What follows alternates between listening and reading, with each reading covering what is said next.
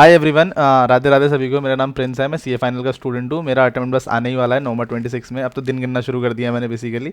128 days, जिस दिन मैं वीडियो रिकॉर्ड कर रहा हूँ उस दिन 128 डेज बचे हुए हैं मेरे एग्जाम्स में। So that is another thing. चलो उसके बारे में तो अभी बाद में डिस्कस करेंगे। सो इस वीडियो में क्या होने वाला है, मैंने अभी से 15 दिन जस्ट पहले मतलब लगभग मैंने एक वीडियो डाली थी कि how I have completed my AFM का first revision. So this video is all about कि how I have completed my IDT का फर्स्ट रिवीजन। सो बहुत सारी बातें हैं बताने के लिए एएफएम में कंपैरिजन में। इस वीडियो में भी बहुत कुछ नया आने वाला है, मतलब अगर देख रहे हो तो पक्का कुछ ना कुछ तो सीख के जाओगे, कंफर्म वाली बात है। सी एक अगर शब्द में बताऊं, क्या एएफएम से आईडीटी का रिवीजन इजी था मेरे लिए? हाँ भाई, आईडीटी का रिवीजन कंपैरेटिवली मेरे लिए इजी था। रीजन, उस दो रीजन बताता हूँ मैं। एक, एएफएम अपन मैंने मैंने मेरे केस में मैंने पढ़ा था फर्स्ट ईयर में, पहला रीजन। दूसरा रीजन, तो वो फर्स्ट ईयर और अभी तो बहुत टाइम हो गया ना, 2 साल लेवल में हो गया, तो ऑब्वियसली 2 साल में तो कुछ याद रहेगा नहीं। आईडीटी मैंने अभी रिसेंटली पढ़ा था, मतलब 1 साल हुआ होगा मुश्किल से, है ना। और दूसरा, मैंने जो अपनी आर्टिकलशिप की हुई थी फर्स्ट ईयर में, वो मेनली मैंने डीटी और आईडीटी में की थी, तो मेरे को थोड़ा सा ऑलरेडी मेरे को प्रोविजंस के मतलब मेरे को चीज़ें पता थी, जैसे एडवांस रूलिंग हो गया, आईटीसी वगैरह, मतलब ये सब मेरे को ऑलरेडी बहुत सारी चीज़ें पहले से पता थी। मतलब ऐसा कुछ वो नहीं था। बट अगेन, तुम्हें कितना भी पता हो भाई, आईसीआई है, ठीक है, उसके जो क्वेश्चंस बना रहा है, जो प्रोविजन से पूछ रहा है, वो दैट इज अनदर थिंग। वो सारी बातें इस वीडियो में करने वाला हूँ मैं। सो लास्ट तक देखते रहना। चलो स्टार्ट करते हैं। सबसे पहले भाई वापस से मैं बताता हूँ, देखो कोई सी भी तुमको किसी भी टीचर की बुक फॉलो करनी है, एक उसी टीचर की बुक ले लो, किसी भी एक टीचर का क्वेश्चन बैंक ले लो और किसी भी एक टीचर का रिवीजन वीडियो शुरू कर दो। भाई हो सकता है किसी के केस में तीनों अलग अलग टीचर का हो, मतलब ऐसा भी हो सकता है कि तुम एक क्वेश्चन बैंक किसी अलग टीचर का फॉलो कर रहे हो, रिवीजन वीडियो किसी अलग टीचर का फॉलो कर रहे हो और कॉन्सेप्ट बुक किसी एक अलग टीचर का फॉलो कर रहे हो। So it is completely normal भाई, तुमको जैसा जम रहा है वैसा करो। बट एक चीज़ ध्यान रखना, अब मैं बताता हूँ, सुनो। क्वेश्चन बैंक में ये ध्यान रखना कि भाई थोड़ा एग्जॉस्टिव कवरेज हो, मतलब जितना रेलेवेंट क्वेश्चन है ना ऐसा कि वो कवर कर रखे हो। अब ऐसा नहीं कि इरेलेवेंट चीज़ें भी भर रखी हो, नहीं वैसा नहीं, रिलेवेंट चीज़ें कवर हो, पहली चीज़। कॉन्सेप्ट बुक में ये देखना कि मतलब ऐसा भी नहीं हो कि सब कुछ डाल रखा है, मतलब इतना डाल रखा है कि खत्म ही नहीं हो रहा, 500-600 पेज की है, ठीक है, ऐसा भी नहीं हो। बट ऐसा भी नहीं हो 50-60-100 पेज में, 200 पेज में ऐसा बना रखा हो, कुछ है ही नहीं, आधा कंटेंट ही उड़ा रखा है, तो वो भी मत। मतलब एक बीच का स्वीट स्पॉट मैं कहूँ 250-300 पेज एक स्वीट स्पॉट है, इसमें मतलब मोटा मोटा सारा कंटेंट कवर हो जाता है, ठीक है। तो ये चीज़ ध्यान रखना है। रिवीजन वीडियो में अब तुमको देखो, रिवीजन वीडियो सबको अलग अलग किसी का जम सकता है। मेरे को बहुत लोगों ने बोला था आकांक्ष गर्ग सर का फॉलो करो, आप आकांक्ष गर्ग सर को देखो। No hate to anyone, but मेरे को आकांक्ष गर्ग सर का नहीं जमा, हो सकता है तुमको जम जाए, तो वो तुम अपना देख लेना तुमको किसका जम रहा है। मैं अपना बताता हूँ मैंने क्या क्या फॉलो करा। मैंने तो फॉलो करा है ये, एक तो ये देखो, दिख रहा है, हाँ, आईडीटी का सुरेंद्र मित्तल, बेसिकली AAR1CA का सुरेंद्र मित्तल सर का ये है। और दूसरा ये मैंने ये फॉलो करा है, उन्हीं का क्वेश्चन बैंक है। तो बेसिकली देखो मेरे पास, मैंने बाकी सभी सब्जेक्ट की ना क्वेश्चन बैंक इन्हीं की मतलब वेबसाइट से मंगवाया हुआ है। इसमें क्या हुआ था ना, मेरे पास जब मैं इंडस्ट्रियल ट्रेनिंग कर रहा था तो उस टाइम मेरे पास प्रिंटर का एक्सेस था मैंने निकाल के पूरे प्रिंट निकाल लिए, फिर मैंने उसकी बाइंडिंग करवा ली। बट इसमें ना एक खेला हो गया। खेला क्या हुआ ना कि जैसे कुछ चैप्टर्स में एडिशनल 2-3 क्वेश्चन हो रहे हैं, मतलब टोटल मेरे को इस बुक में 10 क्वेश्चन नहीं है, जो सर ने अपनी जो मेन PDF जो निकाली ना उसमें ऐड कर दिए हैं, ठीक है। तो अभी वो देखना पड़ेगा मेरे को, सेकंड डिवीजन में देखूंगा। ये मुझे लास्ट में एकदम जाके मालूम चला, जब मैं मतलब देख रहा था एक दिन, वो जो फर्स्ट पेज पर डालते हैं ना सोर्स ऑफ क्वेश्चन, तो फिर मेरे को दिखा कि अच्छा इसमें एक क्वेश्चन ही नहीं है। तो ठीक है, अभी देख लेंगे, 10 क्वेश्चन ज़्यादा बड़ी बात नहीं है। तो ये मैंने फॉलो करा। और रिवीजन वीडियो मैंने फॉलो करी सुरेंद्र मित्तल सर की, शुरू से लेकर लास्ट तक। मैं भाई कुछ भी एक्स्ट्रा दिमाग नहीं लगाता हूँ। मैं क्या करता हूँ, जो भी टीचर की प्लेलिस्ट जो टीचर ने बना रखी है, चुपचाप वो प्लेलिस्ट फॉलो कर लो। और भाई AAR1CA वालों की, मतलब Atul sir, Ajay sir, Surendra Mittal sir, इन लोगों की अच्छी बात पता है क्या, इन्होंने प्लेलिस्ट इतनी स्ट्रक्चर्ड बना रखी है ना, तुमको कुछ दिमाग लगाना ही नहीं पड़ेगा। बाकी टीचर्स में ऐसा नहीं है, बाकी टीचर में बहुत शफल्ड है, मतलब यूजुअली सबको बता रहा हूँ, बट इन लोगों का बड़ा अच्छा है, प्लेलिस्ट प्रॉपर बना रखी थी। एएफएम में प्रवीण खाटोड़ सर का भी बड़ा स्ट्रक्चर्ड था, प्लेलिस्ट से फॉलो किया मैंने, इसमें भी मैंने वही किया, प्लेलिस्ट एकदम फॉलो की। अब बुक्स पे आई गए हैं, तो बुक्स के रिव्यू में एक बात बताता हूँ। देखो ये बुक तो है बहुत बढ़िया, ठीक है, इसमें मतलब ये कितने पेजेस की है, एक मिनट रुको मेरे को बताने दो। ये है 268 पेजेस की है, तो भाई ये बुक तो अच्छी है, ठीक है। 1.5 डे में कवर भी हो जाती है, मैंने मेरे से रिवाइज हो गई थी, मतलब इतना कुछ पेन नहीं आया था मेरे को एएफएम में कंपैरिजन में। एएफएम में तो पेन था रिवाइज में, ठीक है। बट अब ना इसमें अगर if you are targeting for rank, तो रैंक के लिए ना तुम कुछ छोड़ नहीं सकते हो। तो इसमें कुछ टॉपिक्स हैं जो नहीं है, मतलब जैसे कि मैं तुमको एग्जांपल देता हूँ। May 26 को एक क्वेश्चन आया हुआ था डिमांड एंड रिकवरी चैप्टर से, वो इस बुक में नहीं था, मतलब स्टडी मैट में था ऑब्वियसली, इसमें नहीं था। तो बेसिकली तुमको थोड़ा सा एक बार देखना पड़ेगा स्टडी मैट खोल के। और मैं स्पेसिफिकली कुछ चैप्टर बताऊँ, जैसे ई वे बिल तो देख ही लेना एक बार खोल के भाई, स्टडी मैट में बहुत कुछ, और आईसीआई का बड़ा अच्छा फोकस है उस पर कि आईसीआई पूछता है अच्छा सा, तो एक बार ई वे बिल स्टडी मैट से भी देख लेना, ठीक है। दूसरा भाई इस बुक के बारे में एक चीज़ और बताता हूँ भाई। इस बुक को जब मैं पढ़ रहा था ना, मुझे 50 शेड्स ऑफ ब्लू दिखे हैं। ब्लू कहने का मतलब क्या, जैसे बेसिकली इस बुक की प्रिंटिंग इतनी बेकार है ना, इतनी बेकार है भाई, इतनी थर्ड क्लास प्रिंटिंग है और इतनी थर्ड क्लास बाइंडिंग है। ये अगर मैं अभी ऐसा इसे पूरा खोल दूंगा ना, जैसे पेजेस निकलना शुरू हो जाएंगे। इतनी थर्ड क्लास प्रिंटिंग है, इतनी थर्ड क्लास बाइंडिंग है इसकी, मतलब बहुत बुरी। मैंने ना जब इनिशियली 2 साल पहले आज से एफआर की क्लास ली थी, तब भी मैंने अजय सर को रिव्यू के लिए मैं डाला था ये कि सर ये बाइंडिंग इस पर ठीक कराओ, मतलब ये बहुत बुरी बाइंडिंग है, एक एक रीड में फट जाते हैं, पेजेस बाहर आने शुरू हो जाते हैं। अब तक कुछ किया नहीं, बट हाँ एक मेरे को चीज़ बड़ा अच्छी लगी। जैसे ना मैं देख रहा था, मतलब लिंक्डइन वगैरह पे भी मैंने दो तीन जगह देखा कि मतलब मॉक टेस्ट को लेकर बहुत कंसर्न आ रहा था कि ठीक से चेक नहीं होती, ये नहीं होता, वो नहीं होता। इन्होंने अजय सर ने रिव्यू को बड़ा कंस्ट्रक्टिवली लिया और मतलब इसके लिए इन्होंने काम ये क्या किया कि अब ये 2 बार चेकिंग होती है बेसिकली मॉक टेस्ट की। तो उम्मीद है मेरे को भाई इसके लिए भी सुन लो भाई। इतनी बेकार बुक है भाई। मैं ना इस बुक को अब ये 250 पेजेस की बुक है, तो अब अगर आप ऐसे तो हमेशा पढ़ नहीं सकते ना, कभी ना कभी तो आप ऐसे भी करोगे ना। अगर मैं ऐसे करूंगा तो पेजेस बाहर आना शुरू हो जाएंगे। मैंने और भी बहुत सारे बच्चों को कमेंट्स देखे उनकी वीडियो के नीचे कि बुक की प्रिंटिंग क्वालिटी और ऐसा वैसा, तो ठीक है चलो अब क्या कर सकते हैं उसका। तो हाँ बाकी ये बुक बहुत अच्छी है। मतलब इस बुक के बारे में मैं थोड़ी तारीफ और मतलब इतनी बुराई बता दी, तारीफ करता हूँ। जैसे जीएसटी में क्या है ना, जीएसटी बड़ा मतलब ऐसा सब्जेक्ट है जिसमें छोटी छोटी माइन्यूट डिटेल्स का सारा खेल है। जैसे कि मैं तुमको एग्जांपल देता हूँ, सपोज जैसे एक एग्जाम्पशन है कि 500 रुपये की टिकट है, तो 500 रुपये की टिकट अगर है किसी भी एडमिशन कहीं पे भी ऐसा कुछ टिकट है बेसिकली 500 रुपये की, तो वो एग्जाम्प्ट हो जाती है। अब ना तुम्हारे मन में भी एक डाउट आता होगा, ऐसा मेरे मन में तो बहुत आता है। अगर मान लो 510 रुपये हुई तो 10 रुपये एग्जाम्प्ट होगा या 510 पूरा टैक्सेबल, मतलब इसमें क्या करना होगा भाई। सर ने ना बहुत अच्छा सोच रखा है, सर ने प्रॉपर नीचे लिख दिया है एंटायर अमाउंट इज टैक्सेबल। ठीक है, जहां जहां तुमको जैसे डाउट आ सकते हैं भाई सर ने लिख दिया हुआ है। ठीक है, उसके बाद एग्जांपल्स इतने बड़े बड़े दे रखे हैं। जैसे कुछ भी जैसे प्रैक्टिकल पोर्शन है, जैसे रूल 89.4, तो रूल 89.4 मेरे को तो टफ लगा था पहली बार पढ़ के, उसका प्रॉपर एग्जाम्पल बना के डाल रखा है। वैल्यूएशन कस्टम में वैल्यूएशन वाला चैप्टर, उसमें प्रॉपर एग्जाम्पल्स डाल रखे हैं बढ़िया बना के। तो ये बुक ना मतलब अगर तुम रिविजन वीडियो नहीं भी देख रहे हो तो भी सेल्फ सफिशिएंट है। मतलब बहुत अच्छी, मतलब डिजाइन बहुत अच्छा कर रखा है। मैं कंटेंट में कुछ नहीं बोल रहा, डिजाइन बहुत अच्छा कर रखा है, बहुत अच्छा। बट प्रिंटिंग और इसकी बाइंडिंग वगैरह वो बहुत पुअर है भाई। बहुत ही पुअर है। मैं ना तुमको अगर दिखाता हूँ, मैं चलो एक चीज़ दिखाता हूँ। अगर तुमको प्रिंटिंग का आइडिया देना हो ना, ये मतलब एयर वन वालों की ही वो है, उन्हीं का अमेंडमेंट वाला पीडीएफ है। इसके कलर्स देखो कितने बढ़िया, प्रॉपर ब्लू कलर्स और ऑरेंज कलर आ रखा है। ये मैंने अपने घर वाले प्रिंटर, इस प्रिंटर से निकाले हुए प्रिंट। तो जब इस प्रिंटर से इतने अच्छे प्रिंट आ रहे हैं तो भाई इस बुक में तो आ ही सकते हैं अच्छे। तो यहाँ तक मैंने सारी बातें कवर कर ली। अब जो तीसरा पॉइंट बताने वाला हूँ मैं, अभी तक मैंने पहला पॉइंट बुक का बताया, रिवीजन वीडियो का बताया। तीसरा पॉइंट भाई, ओवर स्मार्टनेस मत करना। ओवर स्मार्टनेस करने का मतलब क्या कि मैं सिर्फ एक कैटेगरी टॉपिक्स पढ़ूंगा, मतलब जो जो इंपॉर्टेंट है, जो एग्जाम में आता है मैं वही पढ़ूंगा, बाकी मैं एग्जाम में नहीं पढ़ूंगा। भाई ये करने वाले हो ना तो तुम अपने लिए गड्ढा खोद रहे हो, क्योंकि ऐसा ही कुछ भरोसा नहीं ना कब वो किस चैप्टर से क्या पूछ दे, गॉड नोज ना। हो सकता है किसी जो इंपॉर्टेंट चैप्टर है उससे इतना टफ क्वेश्चन आ जाए तो मैं बन ही नहीं रहा। हो सकता है कोई ईजी चैप्टर है उससे इतना ईजी क्वेश्चन, मतलब कोई ऐसा टॉपिक है जो थोड़ा सा मतलब डिफिकल्ट है बट उससे बहुत इजी क्वेश्चन आ जाए तो तुमसे बन जाए। तो मतलब सेलेक्टिवली मत जाना अंटिल अनलेस तुम्हारे पास बहुत ही कम टाइम हो। तो मेरे हिसाब से तो पूरा कवर करना, मतलब लाइन से लेके। जैसे हम क्या करते हैं, हमारी टेंडेंसी क्या होती है कि जैसे ऑफेंस पेनल्टी वाला चैप्टर हो गया, डिमांड हो गया, रिकवरी हो गया, इंस्पेक्शन, सीजर, ये सब हम सोचते हैं कि ये चैप्टर्स तो ठीक है अब कौन पढ़ेगा, इसको छोड़ देते हैं। अपन क्या करते हैं, जितना इंटर में पढ़ा था उतने को ही लेके और लास्ट में कस्टम वस्टम करके सोचते हैं कि चलो इससे हो जाएगा, हो तो जाएगा, पास तो हो जाएगा, 40 नंबर तक 40-50 तो आ जाएंगे। बट आईडीटी में थोड़ा स्कोर बढ़ सकता है अगर हम बाकी चैप्टर्स भी कर लें, उसमें ज़्यादा एफर्ट लगता नहीं है। थोड़ा एफर्ट लगने से ना में मार्क्स अच्छे आ जाते हैं। सीक्वेंस अपना मत चलाना, अपनी मर्जी मत फॉलो करना, लाइन से सारे चैप्टर करना। हाँ अगर तुमको लग ही रहा है कोई एक चैप्टर छोड़ना पूरा, फिर उसको सेलेक्टिवली मत जाना, पूरा एक चैप्टर ही छोड़ दो। या तो कि अगर तुमको कुछ नहीं जम रहा तो एक चैप्टर छोड़ दो। जैसे मान लो तुमको रिफंड नहीं जम रहा जीएसटी में, छोड़ दो पूरा रिफंड। फिर उसमें सेलेक्टिवली मत जाना कि नहीं रिफंड का मैं 89.4 कर रहा हूँ, 89.5 छोड़ दे रहा हूँ, ऐसा मत करना।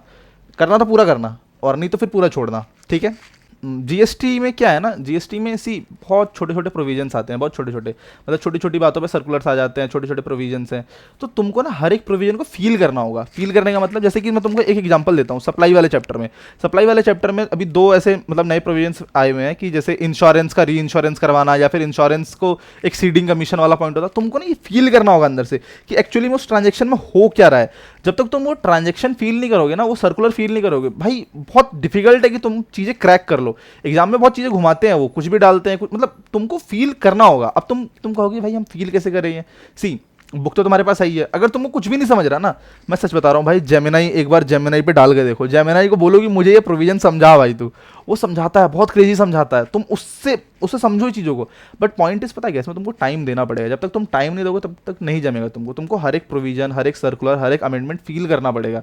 बिना फील करे ना तुमको मतलब नहीं जमेगा। जैसे एक और अमेंडमेंट के बारे में बताता हूँ मैं। एक अमेंडमेंट ये आया था कि अगर मान लो कंस्ट्रक्शन कॉस्ट है और अगर वो प्लांट एंड मशीनरी के लिए है, तभी हम उसको उस पर आईटीसी लेने देंगे, उसके अलावा किसी भी चीज़ का तो हम आईटीसी लेने नहीं देंगे। अब तुमको अगर देखो, तुमने सिर्फ इसको एक बार पढ़ लिया और तुमने इसको फील नहीं करा, तो तुमको एग्जाम में हो सकता है ना, जब में तुमको कंफ्यूजन है।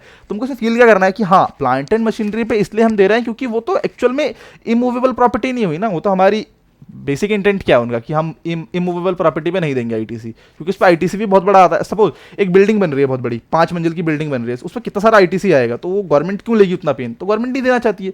तुमको ऐसे प्रोविजंस को फील करना होगा। जब तक तुम ये प्रोविजन फील नहीं करोगे ना, तो बहुत मुश्किल है कि तुमसे ट्रिकी क्वेश्चन सॉल्व हो जाए। जैसे और एक एग्जांपल देता हूँ, रूल 89(5) का। रूल 89(5) में तुमको वो समझना होगा कि हम जो माइनस करते हैं बाद, अभी जैसे जिसने नहीं पढ़ा होगा उसको नहीं समझ रहा होगा, जिसने पढ़ लिया होगा उसको समझ रहा होगा। रूल 89(5) में जो हम माइनस करते हैं कि वो जो नेट आईटीसी, मतलब जो भी इन्वर्ट सप्लाई पे, मतलब जो भी इन्वर्टेड ड्यूटी स्ट्रक्चर पे जो भी टैक्स बन रहा है, और उसको इंटू करते हैं उससे, किससे इंटू करते हैं मैं बताता हूँ, रुको किससे करते हैं। मैं देखो, मैंने फील किया तो मैं बता सकता हूँ। नेट आईटीसी से, नेट आईटीसी से इंटू करते हैं, डिवाइड करते हैं टोटल आईटीसी से, उसमें सर्विस का भी आईटीसी लेते हैं। तुमको ये समझना पड़ेगा कि हम वो माइनस क्यों कर रहे हैं। अब भाई कुछ चैप्टर्स हैं जिसके बारे में ना मैं थोड़ी सी ज़्यादा बातें करना चाहता हूँ। जैसे आरसीएम हो गया, एग्जाम्पशन हो गया। यार ये चैप्टर्स ने ना मेरे को इतना पेन दिया ना, मतलब इनिशियली मेरे को पता नहीं था कि इसमें ऐसी चीज़ें भी होंगी मेरे साथ। आरसीएम और एग्जाम्पशन में क्या है ना, जैसे मैं एक छोटा सा एग्जाम्पल देता हूँ। आरसीएम में तुम नहीं पढ़ा होगा कि अगर सिक्योरिटी पर्सनल की सर्विसेज कोई ले रहा है अदर देन बॉडी कॉर्पोरेट। अब यहाँ पे ना ये जो वर्ड है अदर देन बॉडी कॉर्पोरेट, मतलब supplier other than body corporate है भाई, ये इतना पेनफुल है ना। अगर सपोज एग्जाम्पल क्वेश्चन में आ गया एबीसी लिमिटेड प्रोवाइडेड सर्विसेज, तो वो एफसीएम में चार्जेबल हो जाएगा, मतलब बेसिकली एफसीएम में टैक्स आएगा। वहीं पे क्वेश्चन में आता है कि एबीसी फॉर्म, तो अब वो आरसीएम में टैक्सेबल हो जाएगा। भाई तुमको ये समझना पड़ेगा, वो जो चीज़ें हैं ना सप्लायर की अदर देन बॉडी कॉर्पोरेट है क्या है, ये तुमको ना एक प्रॉपरली माइंड मैपिंग करनी पड़ेगी। तुम ना इसके लिए क्या कर सकते हो, तुम ना चार्ट्स बनाना शुरू करो, विजुअलाइज करना शुरू करो कि हाँ, मतलब जैसे जैसे मैं एग्जांपल देता हूँ, इस अदर देन बॉडी कॉर्पोरेट इसमें भी है, और एक स्पॉन्सरशिप की सर्विस है उसमें भी अदर देन बॉडी कॉर्पोरेट वाला ही प्रोविजन है। तो तुमको ना ये सब चीज़ें एक जगह लिखनी पड़ेंगी एक पेज पे कि हाँ ऐसा ऐसा ऐसा है। मैंने अभी इस रिवीजन में नहीं लिख पाया क्योंकि मुझे बहुत लास्ट में अगर रियलाइज हुआ कि अच्छा मेरे को, मैं इस चीज़ों में कंफ्यूज हो रहा हूँ। तो मैंने डिसाइड किया हुआ है, जैसे ही मैं सेकंड रिवीजन में बैठूंगा, पहला काम मैं यही करूंगा, मैं इसकी टेबल बनाऊंगा एक कि हाँ मतलब अदर देन बॉडी कॉर्पोरेट इसमें है, बाकी में ये है, बाकी में ऐसा। तो तुमको ये मैंने बता दिया ना। अब तुम जब पहली बार आरसीएम पढ़ने बैठो, एग्जाम्शन पढ़ने बैठो, तभी ये हाथों हाथ कर लेना, तुमको बड़ा स्मूथ रहेगा बाद में जब तुम मॉक टेस्ट के लिए प्रिपेयर कर रहे होगे तो। ठीक है।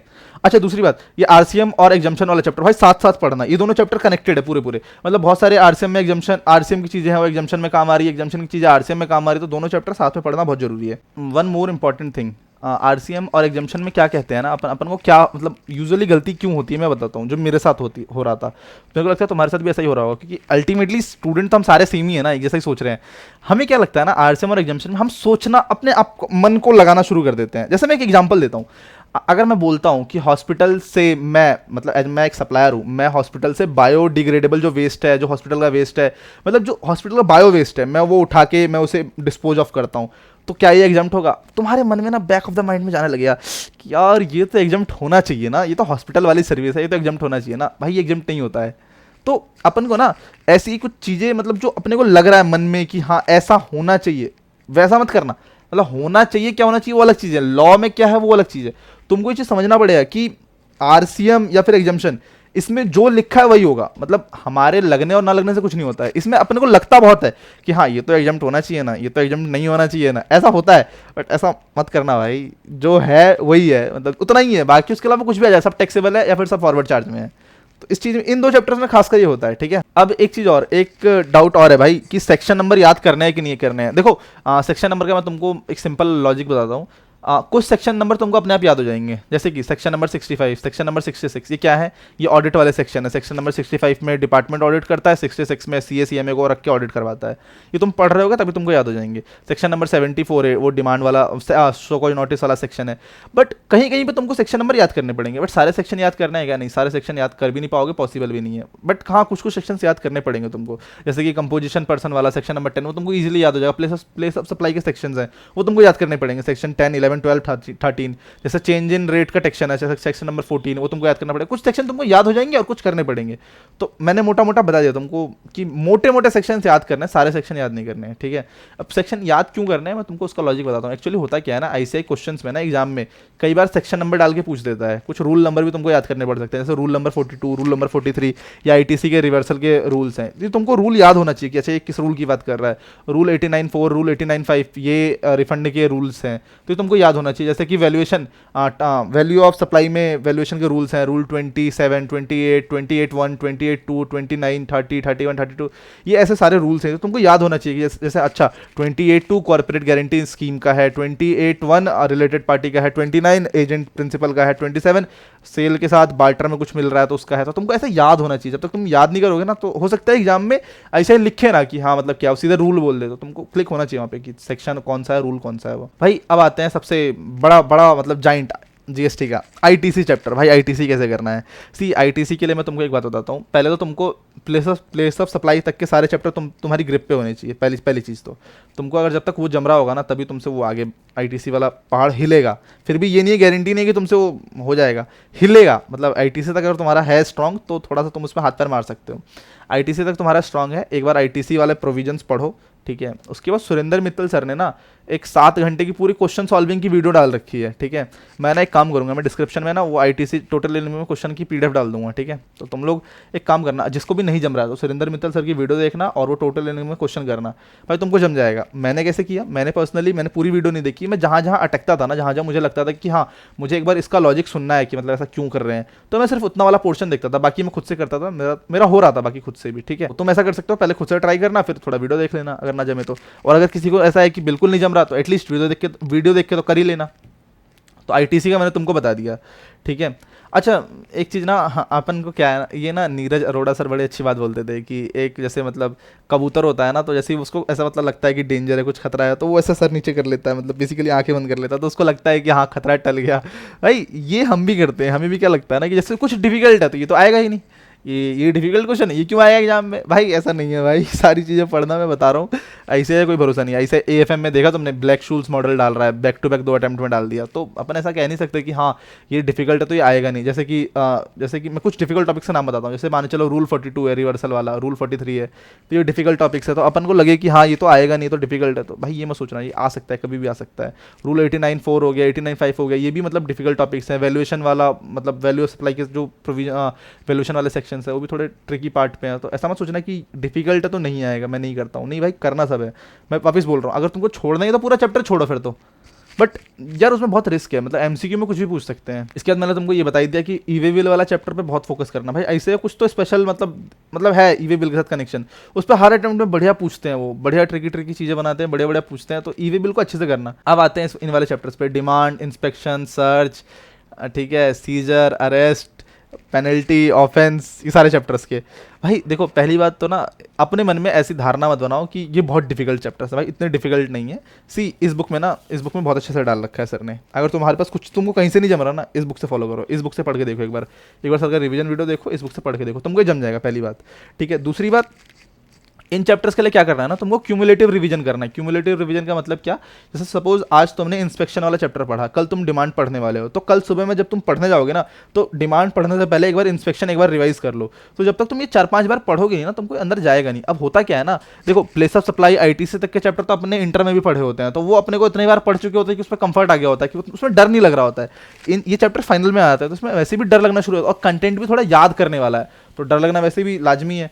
भाई डरना नहीं है, पढ़ना है, मतलब पढ़ने से हो जाता है, ऐसा नहीं है कि नहीं होगा, मेरे को भी बहुत सारी चीज़ें याद हुई हैं, बट करने से होगा, ठीक है। तो उसमें डरना नहीं है, मतलब पढ़ना है। हाँ एक चैप्टर है ऑफेंस, पेनल्टी, प्रोसिक्यूशन वाला, जिसमें बहुत सारी पेनल्टी वगैरह दे रखी है।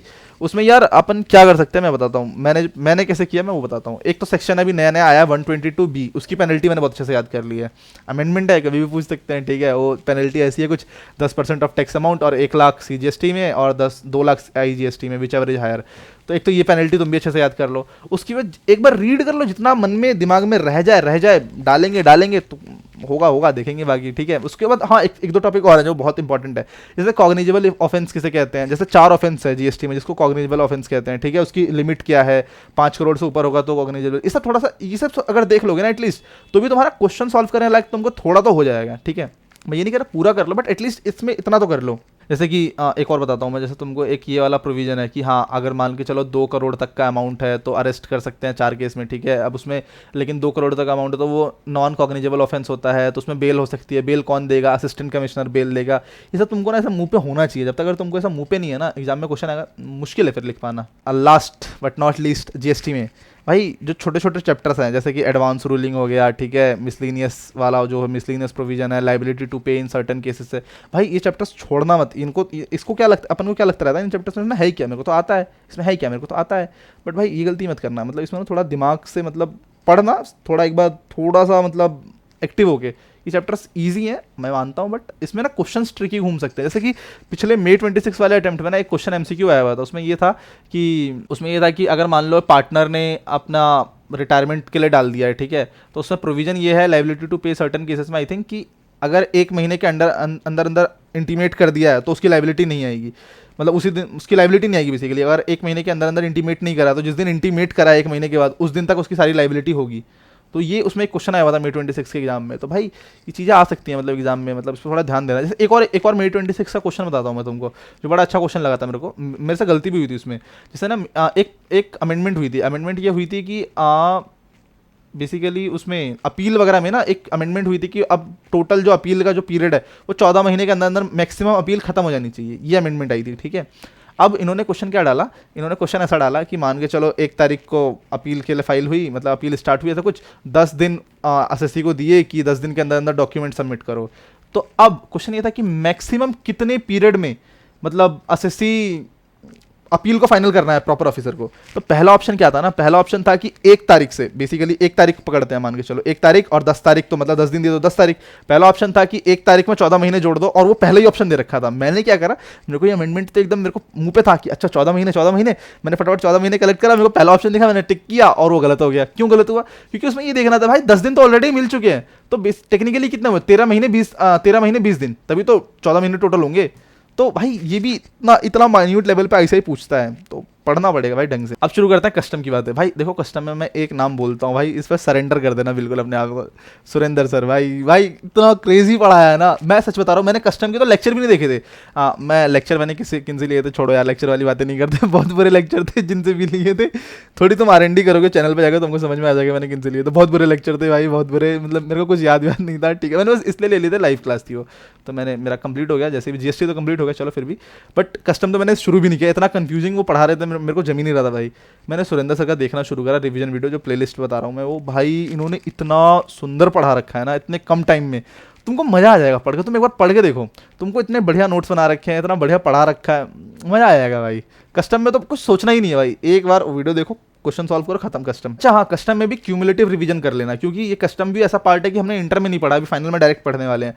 तो जो नया है ना उसको क्यूमुलेटिव अगर बार बार रिवाइज कर लो तो तुम्हारे अंदर चले जाएगा थोड़ा सा। अब आते एक और चैप्टर पे फॉरेन ट्रेड पॉलिसी। यार ये चैप्टर ना मतलब ऐसा चैप्टर है कि कितना भी कर लो खत्म मुश्किल है होना इसका। अब ऐसे ही क्या करता है ना, इसमें नए नए क्वेश्चन डालता रहता है स्टडी मैट्स उठा के। अभी दिक्कत क्या है कि जितनी भी फैकल्टी है उसमें उतना नोट्स तो अगर मान लो फैकल्टी डाल भी देती है तो एज अ स्टूडेंट हमारे लिए बड़ा मुश्किल है कि हम उसको लास्ट 1.5 डे में पढ़ पाएं, उसको रिवाइज कर पाए, बड़ा मुश्किल है। कस्टम थोड़ा रिस्की वाला पार्ट है, बट ठीक है, जितना फैकल्टी ने डाल रखा है उतना तो पढ़ के जाएंगे।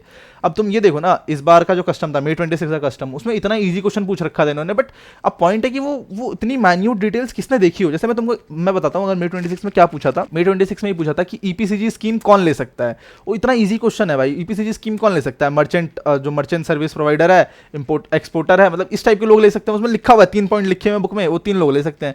अब ये इतनी माइन्यूट डिटेल्स थी ना कि हम जब इस पढ़ रहे होते तो हम सोचते हैं कि थोड़ी ना आएगा एग्जाम में, बट वो पूछ लिया उन्होंने। तो फॉरेन ट्रेड पॉलिसी भी बड़ा रिस्की है, मतलब भगवान भरोसे है वो, ठीक है। तो उसमें जितना दे रखा है फैकल्टी, जिस भी फैकल्टी को फॉलो करो उतना याद करने की कोशिश करना, और क्या। इतना होने के बाद भाई फर्स्ट मॉक टेस्ट लिख देना। सबसे इंपॉर्टेंट है कि मॉक टेस्ट लिखना, जितना भी तुमने पढ़ा उसको एक दिन और रिवाइज करना, फिर मॉक टेस्ट लिखना भी बहुत इंपॉर्टेंट है। तुमको ना तुम्हारी गलतियां मालूम चलती है। जैसे मैंने जब मॉक टेस्ट लिखा तभी तो मैं बता पा रहा हूँ सब। अगर मैंने नहीं लिखा होता तो मैं बता ही नहीं पाता शायद। अगर मैं दोबारा रिवाइज करने नहीं बैठता या मैं मॉक टेस्ट नहीं लिखता, मेरे को पता ही नहीं चलता ना कि अच्छा मैं एग्जाम्पशन और आरसीएम में कंफ्यूज हो रहा हूँ, अच्छा मेरे को ये ऐसा वैसा। तो भाई तुमको मॉक टेस्ट लिखना बहुत जरूरी है। मॉक टेस्ट लिखोगे तो तुमको तुम्हारी गलतियां रियलाइज होंगी, बिना मॉक टेस्ट लिखे गलतियां रियलाइज नहीं होने वाली। मैं कितना ही बता दूं ना तुमको, जब तक तुम खुद नहीं करोगे तुम्हारी, हो सकता है जो मैंने बताया तुम्हारी गलतियां ना हो, तुम जो कर रहे हो कुछ डिफरेंट हो, तुमको खुद एक बार लिखना पड़ेगा मॉक टेस्ट, ठीक है। अब आते हैं भाई लास्ट पार्ट। अब यहाँ पे कुछ कंक्लूड करता हूँ मैं अपनी बात, ठीक है। सी, जब तुम पढ़ रहे होगे ना भाई, तुमको सेल्फ डाउट आने वाले हैं बहुत सारे इसमें भी। जैसे तुमसे एग्जाम्शन और आरसीएम में इतनी गलती होने वाली है ना, इतनी गलती होने वाली है कि तुमको कोई आइडिया नहीं होगा, तुमको हर क्वेश्चन तुम्हारा गलत होने वाला है। एग्जाम्शन और आरसीएम में तुम सोचोगे ये तो एग्जाम्ट होगा, वो टैक्सेबल है, टैक्सेबल होगा, एग्जाम्ट होगा। आरसीएम फॉरवर्ड चार्ज आरसीएम, यही होता रहेगा दोनों चैप्टर में, ठीक है। तुम आईटीसी में जाओगे, एक क्वेश्चन सही नहीं बनने वाला भाई, मेरे से एक क्वेश्चन पूरा सही नहीं बैठा होगा, एक क्वेश्चन बोल रहा हूँ, हर क्वेश्चन में कुछ ना कुछ गलती करता था मैं। रिफंड में जाओगे, रिफंड में भी वैसे बहुत सारी गलतियां होंगी। वैल्यूएशन में जाओगे, कस्टम वैल्यूएशन, उसमें बहुत सारी गलतियां होंगी। बट पॉइंट पता है क्या है, ये हमको ऐसा लग रहा होगा कि हम, मेरे साथ हो रहा है भाई, नहीं तुम्हारे साथ नहीं हो रहा, सबके साथ ऐसा ही हो रहा है, सब इसमें गलतियां कर रहे हैं। एक्चुअली में ऐसा ही बनाई वैसा रहा है कि गलतियां हो रही हैं, बट हम क्या कर सकते हैं, हम ना सीख सकते हैं उन गलतियों से। जैसे तुम गलतियां करते हो ना, तुम्हारे दिमाग में वो चीज़ें जा रही होती हैं सबकॉन्शियसली माइंड में। जैसे मैं तुमको एक और एग्जांपल देता हूँ, जैसे रिफंड वाले चैप्टर में ना स्पेसिफिकली लिखा हुआ है कि जिस पे एक्सपोर्ट ड्यूटी मान लो सरकार ने लगा रखी है, उस पर हम रिफंड नहीं देंगे। अब जब मैं क्वेश्चन कर रहा था ना, मैंने तो आओ देखा ना ताओ दिखा मेरे को, चलो एक्सपोर्ट है, चलो इस पर रिफंड लेंगे फटाफट भाई। फिर बाद में जब मैंने आंसर देखा तो मुझे दिखता अच्छा इस पर तो रिफंड लेना ही नहीं था, एक्सपोर्ट ड्यूटी था। अब मेरे को ये याद क्यों है, क्योंकि मैंने ना वो करके देखा एक बार, तो मेरे को याद है। अब सबसे इंपॉर्टेंट क्या है भाई, तुम जब भी क्वेश्चन सॉल्व कर रहे हो ना भाई, बिना आंसर देखे करना, मतलब एक बार पहले सॉल्व कर लेना खुद से, फिर आंसर देखना। उसके बाद अपनी बुक पूरी लाल पीली हो जानी चाहिए। देखो मैंने भी मोस्ट ऑफ द मेरी बुक लाल पीली हो ही गई है, जहाँ जहाँ दिख रहा हो तो ठीक ठाक मैंने मार्क वाक कर लिए हैं। इस वाली बुक में कम करना, क्वेश्चन बैंक में ज़्यादा करना। क्वेश्चन बैंक में मतलब ऐसा कर लेना कि पूरी मार्किंग तुम्हारी एक बार में हो जानी चाहिए। जैसे मैं तुमको इसका दिखाता हूँ, ठीक है। जैसे रुको,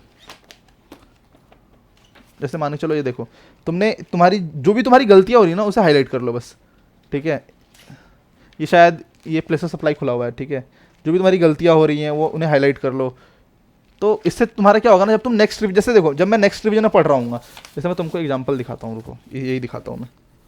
हाँ देखो, ये देखो मैंने क्या लिखा हुआ है, दिख पा रहा है? हाँ देखो, good for understanding banking exemption and ITC, ये मैंने इस पे ये पॉइंट भी मार्क कर रखा है, ठीक है, कि मेरे को ये मतलब देखना है ये वाला पॉइंट स्पेसिफिकली। तो ये चीज़ है ना, मतलब ऐसी मार्किंग अगर कर लोगे ना, तुम्हारा सेकंड रिवीजन बड़ा स्मूथ रहेगा, मतलब ऐसे, वरना तुमको पेन रहेगा सेकंड रिवीजन में भी। बट अपने को अपना एग्जाम पता है टारगेट क्या होना चाहिए, कि ये बुक हमें एलिमिनेट करनी है अपनी पढ़ाई से। हमें जो भी इस बुक में लिखा है ना, या तो हम इस पूरी बुक में ले आएँ, या फिर इसमें जो लिखा है हमें याद हो जाए। क्योंकि ऐसा हो नहीं सकता कि हम 1.5 डे में इसे भी पढ़ लें और इसे भी पढ़ लें, दोनों बुक पॉसिबल नहीं है। तो एक बुक का टारगेट रखना है। बाकी मुझे लगता है मैंने बहुत सारी बातें बता दी हैं। अभी नेक्स्ट अपन ऑडिट स्टार्ट करेंगे। ऑडिट वैसे मैंने स्टार्ट कर दिया है, मैं ऑडिट में क्या कर रहा हूँ मैं उसकी एक फ़ोटो लगा दूंगा, ठीक है, तुम्हारे देख लेना ज़रा। यार टेक्निकली मैं सच बताऊँ तो मेरे अंदर थोड़ी हिम्मत कम हो रही थी मतलब बनाने की वीडियो, क्योंकि दिन ना बहुत पास आ रहे हैं। तो अभी ना मेरे को थोड़ा भी टाइम लगता है। जैसे अभी इस वीडियो को बनाते बनाते 28 मिनट बीत गए हैं, 5 मिनट पहले सेटअप करने में भी लगता है, तो मतलब आधा घंटा लगभग चला गया। तो अभी एक मिनट जा रहा है ना, तो एक मिनट पेनफुल लगता है कि हाँ थोड़ा सा पेनफुल है। हाँ भाई, एक और बहुत इंपॉर्टेंट बात जो मेरे को बतानी थी, मैं भूल गया था भाई। जो भी जिम विम नहीं जा रहा ना, थोड़ा सा फिजिकल एक्टिविटी करना शुरू करो, जिम जाना शुरू करो, या तो रनिंग करना शुरू करो, थोड़ा कुछ तो फिजिकल एक्टिविटी करो। बैठे बैठे क्या होता है ना, हमारा जो ब्लड फ्लो होता है वो भी रुक रहा होता है, थोड़ा सा इधर उधर थोड़ा सा करो। प्रोटीन इंटेक पे ध्यान दो, अपनी हेल्थ पे ध्यान दो। कुछ भी ऐसा रिस्क लेने वाला काम मत करो। जैसे माने चलो फॉर एग्जांपल सीढ़ियाँ ही चढ़ रहे हो, तो बहुत ध्यान से चढ़ो भाई। थोड़ा सा भी अगर मान लो गलती से पैर फिसला, चोट लग गई, बहुत बहुत रिस्की है भाई। हर एक चीज़ बहुत सोच समझ के करो। बाइक चला रहे हो, कार चला रहे हो, बहुत धीरे चलाओ। मतलब अभी अभी इस टाइम पे ना, ये टाइम पे ऐसा है कि मान लो अगर तुमको सुई भी चुभ रही है ना, और उससे कुछ भरोसा नहीं है, हो सकता है बड़ा घाव बन जाए, कुछ भी हो सकता है भाई। तो बहुत संभल के करो। बाकी जो भगवान ने लिखा है वो तो होना ही होना है। बाकी मिलते हैं किसी और वीडियो में, जब तक के लिए सभी को बाय बाय, राधे राधे।